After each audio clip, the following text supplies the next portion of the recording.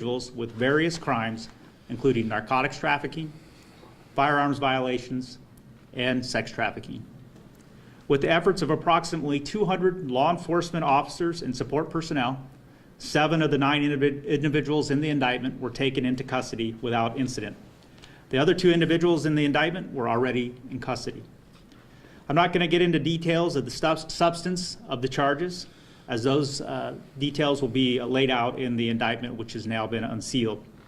But I do want to note that the allegations laid out in the indictment must be proven in court, and the charges against the individuals, the individuals are presumed innocent until proven guilty. But I do want to stress this was a major law enforcement operation aimed at securing our community and the citizens. As I've said before, everyone has a right to feel safe in their homes and their communities, and no one should fear letting their children walk outside or play at the park. This investigation was the results of the efforts of the Safe Streets Task Force, comprised of federal, state, and local agents and officers who are dedicated to combating violent gangs who sustain proactive investigations. I want to thank the Safe Streets Task Force personnel, along with all the others who assisted, for their long days, nights, and weekends spent on this and their other investigations. As part of our efforts to combat violent crime in Buffalo and Erie County, the FBI and the Safe Streets Task Force has partnered with Buffalo PD on our outreach efforts. We have joined the Buffalo PD, and you'll hear more from Commissioner Grimaldi in a minute, and their neighborhood engagement team and the Erie County Sheriff's Office to ensure that neighbors that are impacted by these tactical operations that occurred this morning are informed about what happened in their neighborhoods. I'll end by noting that the agents and officers responsible for taking those indicted into custody today did so at great personal risk. And I want to give a special thanks to each and one of those agents who helped out this morning. And while the operation today was executed without any injuries, that is not always the case. It's worth noting that May 15th is the start of National Police Week, where we pause as a nation to recognize and celebrate the courage of all those who serve in law enforcement and to honor those who have laid down their lives protecting others. In 2021, over 450 federal, state, tribal, and local law enforcement officers died in the line of duty. That was a record number, and it was a 50% increase over the prior year. The risks law enforcement officers take every day to keep our communities safe is real, and we owe them a debt of gratitude. I'm going to turn it over to Sheriff Garcia. Thank you. And very well said, Steve.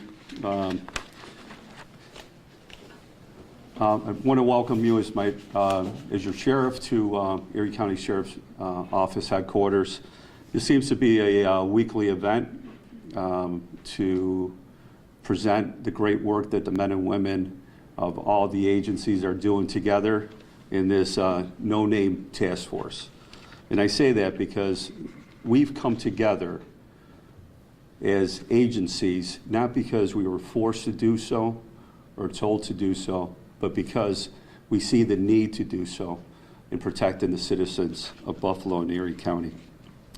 Today was a tremendous day for law enforcement in our collective efforts to remove illegal drugs, illegally possessed firearms, and criminals from the streets of Buffalo and Erie County. One of my missions as Erie County Sheriff is to pool the incredible talent our law enforcement agencies have and to work together to fight crime. Today's operations and the past efforts to continue the tremendous working relationships that we have as law enforcement agencies at all levels. And this teamwork and dedication of all the officers involved in addressing the violence of people that are legally possessing the guns, the drug distribution of the poison, the fentanyl, and the human trafficking activities in the city of Buffalo and throughout Erie County. Without this type of teamwork, these missions cannot work. Throughout the city this morning, there were multiple operations to combat criminal activity, and I'm just going to touch on the Erie County Sheriff's Office search warrant execution over at 143 Grove Street in Black Rock in the city of Buffalo. And ironically, I grew up at 142 Grove. So at approximately 06:11 hours this morning, members of the Sheriff's Narcotics and Intelligence Unit, led by our Chief, DJ Granville, executed a search warrant at 143 Grove. The entry was made by BPD SWAT, and I just want to go over some of the seizure evidence that we came across. 5 ounces of crack cocaine, approximately a half an ounce of fentanyl. You know, we think of half ounces and ounces as small quantities, but when you put that into perspective, that 1/10 of a gram goes into each bag of heroin, how many hits is that? How many young men and women are not going to overdose and die, and how many parents are not going to get a knock on their door by one of the agencies here to let them know that their beloved son or daughter will not be coming home? We found 5 loaded handguns illegally possessed. Arrested today was 44-year-old D'Angelo Allen. He was charged with criminal possession of a narcotic, 4 ounces or more, which is a Class A felony. Criminal possession of a narcotic with intent to sell, which is a B felony. 5 counts of criminal possession of a loaded firearm. Criminal possession of a narcotic, which is a C felony. And also what you would find at a drug dealer's residence, the drug paraphernalia. And also endangering the welfare of a child. This is only a small part of the operation, and it could not have happened without the parties and the partners that are here today. I want to thank everyone that was involved. When these operations occur, they start with the investigators, the surveillance, the purchases of the narcotics, the work that SWAT does in preparing to execute these search warrants. And as Special Agent in charge of the FBI, Steve Blanchard, said, without incident. No one got hurt. And hopefully next week we'll be here again. The criminals should be prepared because we are going to be working hard together. And I just want to say to the community that we are there working on your behalf to protect you and to keep you safe throughout the summer. I would like to introduce our friend, Commissioner Joe Grimaldi of the BPD.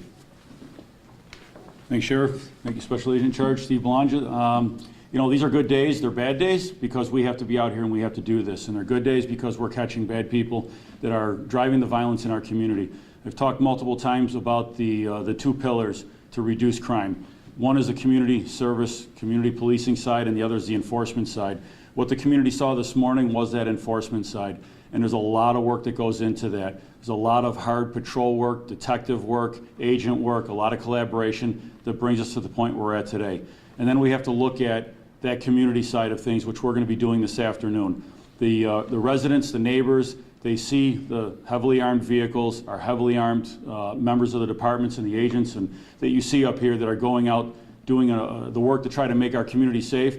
And that can cause some confusion with our neighbors and our residents that are seeing this coming down and fear. So we have undertaken a robust program within the last 2 months. On every day that there's a raid, we typically are getting out on the same day. That's the goal. It might be pushed to within a day.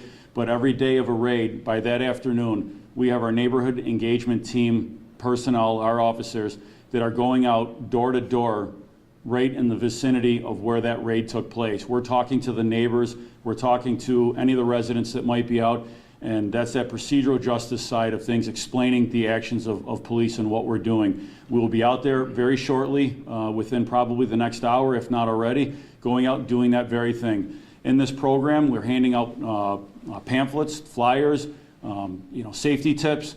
We are in the process right now of developing a specific door hanger that will have a survey code, will have a web link, and have information stating that an enforcement action has taken place in your neighborhood. In this program, the FBI has partnered, the Sheriff's Department and Community Violence Interrupters will be partnering.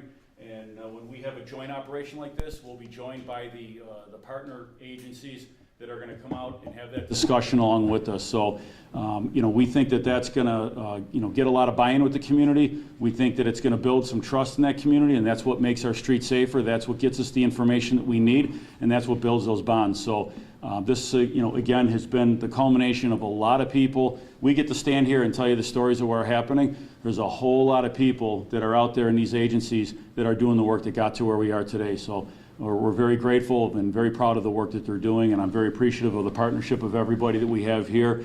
And we can't do it with, without the DA's office, without the agents, and everybody standing here. So thank you very much. Joe, you want me to introduce myself? Oh, I'm sorry, I don't know who was next. First Deputy Assistant District Attorney, Michael Cain. Thank you, Joe. So on behalf of John Flynn and the Erie County District Attorney's Office, I'm here to tell you that we think it's important to continue to let the public know the hard work that we're all doing and collaboratively with all of the different agencies that are represented here today. Specifically with respect to the case against D'Angelo Hall, the search warrant that was executed this morning, as outlined by Sheriff Garcia, Mr. D'Angelo Allen, if I said Hall, I misspoke. D'Angelo Allen was arrested. He's been charged. The most serious charges include the drug possession charges as well as the criminal possession of a weapon charges. 5 counts. We were successful in taking 5 loaded guns off the street. It's important to let the public know that and that we're all working together collaboratively to ensure that the gun and drug trafficking in this city is continued, that we are all continuing to fight it together. Mr. Allen has not been arraigned yet. He will not be arraigned in Buffalo City Court until tomorrow morning. So I won't be able to get into much more specifics with respect to his case, but it's the collaborative effort and specifically Chief Granville and from our office, our Narcotics and Intelligence Bureau Chief John Gherkin have been working together hand in hand intensely over the last couple of months. The weather has finally broken in Buffalo, New York, which it normally means a spike in crime, and in particular the violent crime. So we're out in front of this now, and we will continue to work together with our partners here to continue to try to fight the guns and drug trafficking in Buffalo and across Erie County. Thank you. I don't know who I should introduce. See, I didn't know who was next either. All right, thank you all for coming. Any questions or answers? Of course, answers, but any questions? Will these 7 individuals stay behind bars? I know law enforcement has been concerned with bail reform law. Is there any concern here that Mr. Allen or the others that were arrested today will be released? So just some clarification, Mr. Allen, he was indicted on indicted on local charges, right? And the other individuals, which I referred to in the indictment, the 9 individuals that were indicted, 7 that were picked up this morning, they're going to go through the federal system. They're going through their arraignments now, and it will be up to the magistrates whether they're released or not. Is there concern that they'll be released, though?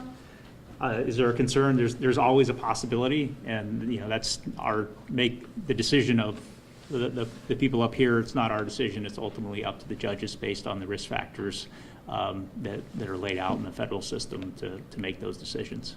Roughly how long was the investigation that led to these arrests?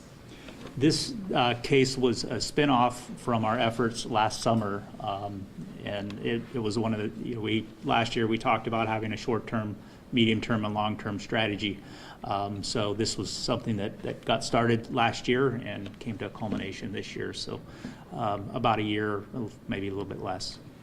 Is the case with Mr. Allen and the folks that are going through the federal process, is this connected? I'm missing No, there are separate cases, yes. Okay. So we had enforcement actions related to the federal indictment this morning, and there are also enforcement actions related to the local DA's indictment. And with respect to Mr. Allen, he has just been charged this morning. He has not been indicted. He has not yet been arraigned. As I indicated, that'll happen tomorrow morning. Our office will be asking for remand from the Buffalo City Court judge, but of course, That decision is up to the judge in terms of whether he is let out, but we will certainly be seeking remand. He's got 5 loaded guns that he was in possession of, as well as the A2 felony level drugs. So we'll be seeking remand. In terms of this new program where after the raid you go and talk to the neighbors, what was it that made you start that program? And is it about trying to build trust in these neighborhoods? I've heard some talk of some agencies getting involved in this type of an activity. I don't know to what specifics, but I started thinking about the fear that comes across people when they see the heavily armed vehicles. You hear the noise. You might hear some flashbangs, and then you leave, and they're left to wonder. Or maybe they wait for a press conference and they hear something. And we want to engage with, like I said, with the community, especially if you have children out there. That's a great opportunity. They may not have known what happened earlier today. I'll probably guess that a lot of the residents that live on a specific street are going to tell us that they knew exactly what was going on there. They know who the players were, and they'll thank us, and we have been thanked for hitting a specific location. But not only are we going to go there and let them know to the best that we can without endangering the integrity of an investigation, but it's also an opportunity for us to get out of the car and engage and spend some time with the community. Sheriff Garcia, you said you grew up in the house next door to this house? Let me just add yeah, before we sure, move on to this. I want to credit Commissioner Gramalia's leadership for this. This I consider a real law enforcement innovation. And when I heard what the commissioner and BPD was doing, it was really easy to get on board and want to be a part of that and want to do that in my own agency. So credit to Joe. Yeah. And again, touch on that. We always say the community is the eyes and ears of police. So in engaging with them, settling their fears, and also maybe getting some information that they would not maybe have the possibility to do so, or not knowing how to get that information to us, is very important. Yes. You grew up in the neighboring house. I did. So what is that like for you? So as a first-generation American, my family came over here in 1965 when I was 3 years old, and I grew up in downtown Black Rock in Buffalo, and Assumption Church Parish. So, you see the changes in the neighborhood. Obviously, when I was growing up in Black Rock in those years, in the 60s, 70s, we didn't have that level of, fentanyl, crack cocaine, the human trafficking, prostitution, the pimps, the illegally possessed handguns.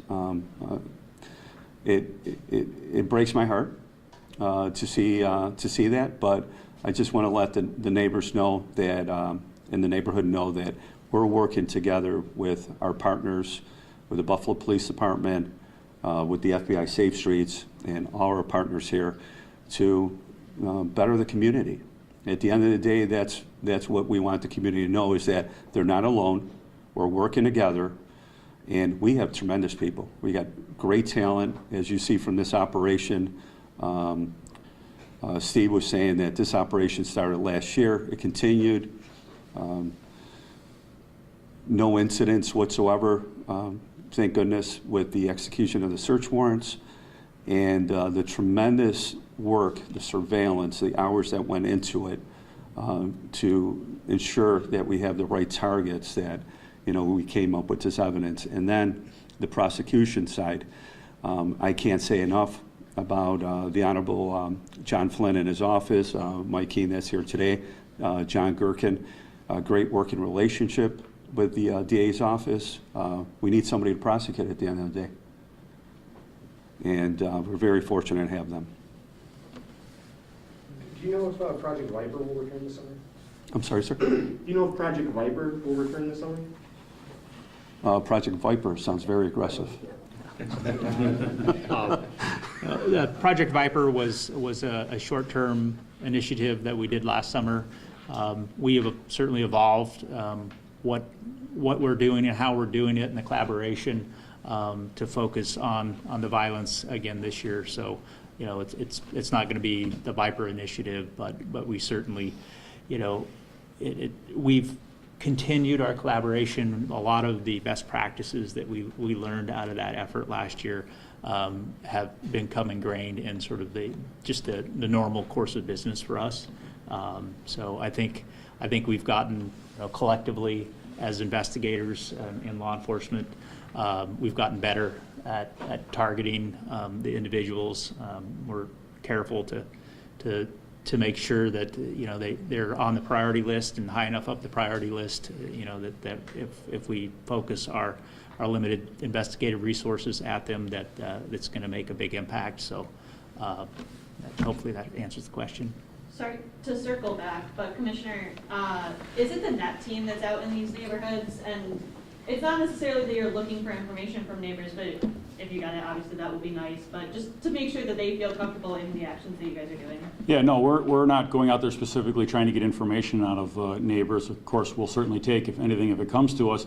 The primary purpose is to go out and explain why we were there, why the enforcement action took place, why you saw the heavily armed vehicles coming down the street, and can we allay any fears that you might have, and then just meet the neighbors. That's what we want to do. We're literally going to every door right around that specific address that we targeted in the morning. Is there a way to stop the drugs from coming in and the illegal guns? I know that today was an operation that stopped it before something bad happened. Is there a way to stop it before it even gets in the city, or is that too idealistic? If I had that answer, I'd probably be a wealthy person. It's the collective work of continuing to do this. Obviously, you see the results of our investigations when we have these big operations locally, but, very frequently, these cases touch on cities all over the United States.